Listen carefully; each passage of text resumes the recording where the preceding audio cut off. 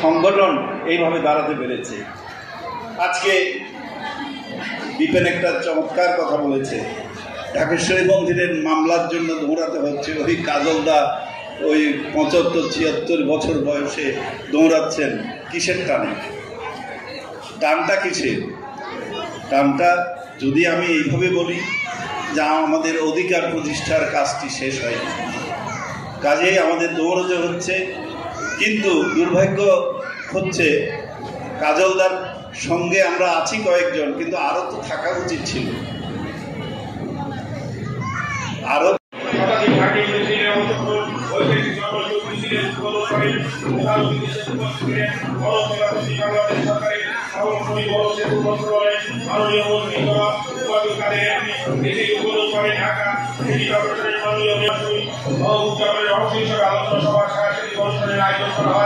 প্রধান অতিথি হিসেবে উপস্থিত ছিলেন গণপ্রজাতন্ত্রী বাংলাদেশ সরকারের পল্লী উন্নয়ন সমবায় মন্ত্রণালয়ের মাননীয় মন্ত্রী জনাব তাজুল ইসলাম এমপি। অনুষ্ঠান উদ্বোধন করেন ভারতীয় হাই কমিশনের মান্যবর শ্রী বিক্রম দয় স্বামী। বিশেষ অতিথি হিসেবে উপস্থিত ছিলেন গণপ্রজাতন্ত্রী বাংলাদেশ সরকারের মাননীয় খাদ্যমন্ত্রী শ্রী সাধন চন্দ্র মজুমদার, ধর্ম মন্ত্রণালয়ের মাননীয় প্রতিমন্ত্রী জনাব ফরিদুল হক খান এমপি।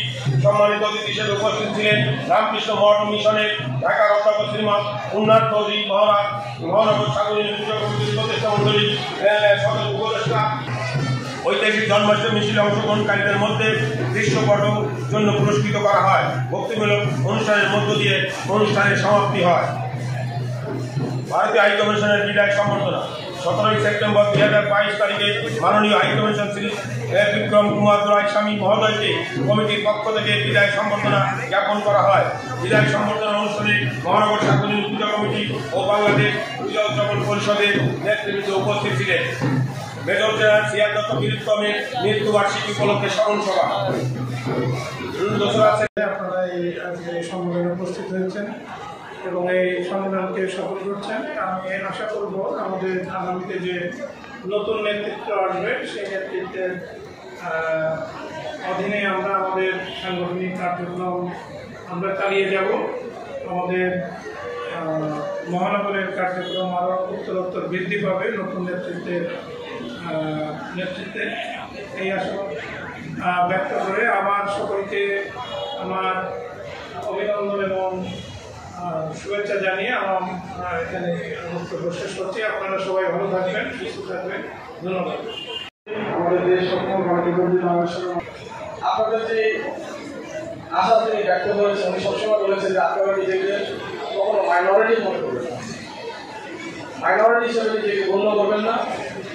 আপনি সুবিধা এবং অধিকার মানুষ যেন প্রকাশ করতে পারে, অন্তত আমার আসলে যেন মানুষ স্বাধীনতার সাথে তাদের মত প্রকাশ করতে পারে, স্বাধীনভাবে তাদের ধর্ম যেন যায়। আপনাদের সকলের অধিকার রক্ষা করার জন্য আমি নিবেদিত 30 লক্ষ শহীদদের তাদের রক্তের বিনিময়ে এই স্বাধীন ভূখণ্ড আমরা অর্জন করেছি। 2 লক্ষ নির্যাতিত মা বোন তাদের আজকে ত্যাগের বিনিময়ে আমরা এই লাল সবুজ পতাকা আমরা অর্জন করেছি। এবং আমি আজকে এই বিশেষ এই দিনে আমি শ্রদ্ধার সাথে স্মরণ করতে চাই সোনাবন্ধন্য সেই সকল মানুষরা যারা স্বাধীনতার সময় প্রাণ হারিয়েছে। সমবেদনা জানাতে চাই সকল সেই নিহত আহতদের প্রতি যারা যুদ্ধে অংশগ্রহণ করেছিলেন।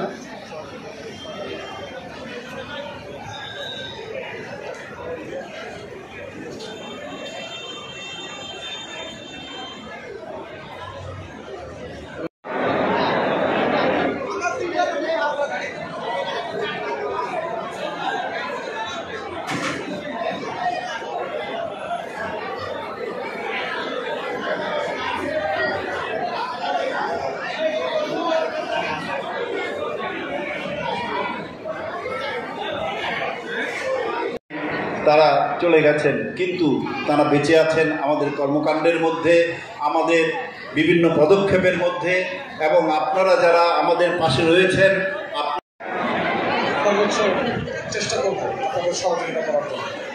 আর আপনারা জেনে থাকেন যে প্রত্যেক বছরই আপনাদের প্রত্যেকটা পূজা উৎসবের মধ্যে আমাদের সাবেক সংসদ সদস্য হাজী মোহাম্মদ সেলিম সাহেব যেভাবে আর্থিকভাবে প্রত্যেকটা ছোট্ট ছোট পূজা কমিটিকে আর্থিকভাবে সহযোগিতা করে আসতেন।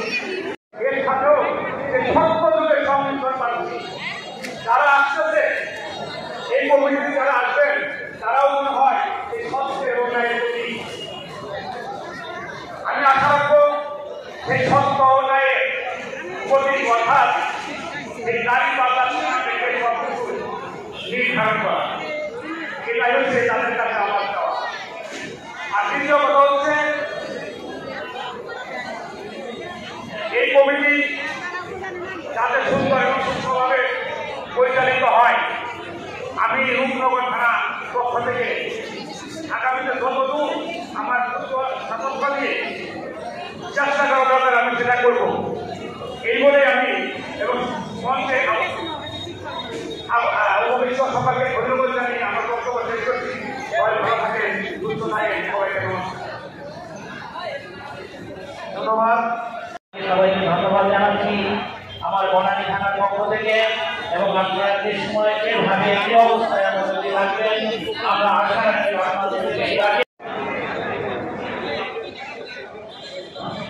নমস্কার,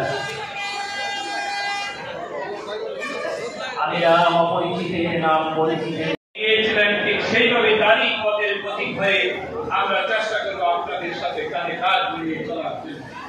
সেই সাথে আমি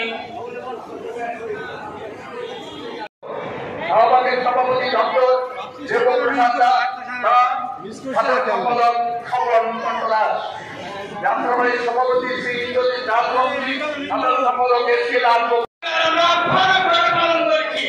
এইবার 7ই জানুয়ারি নির্বাচনে আমরা প্রত্যেকটি সনাতন ধর্মের নৌকা মাথায় ভোট দিয়েছি। তার ফল কি পেয়েছি? তার ফলটা কি পেয়েছি? আমাদের এসেছেন ঢাকা মহানগরের বিভিন্ন মঠ মন্দির থেকে আমার ভাই বোন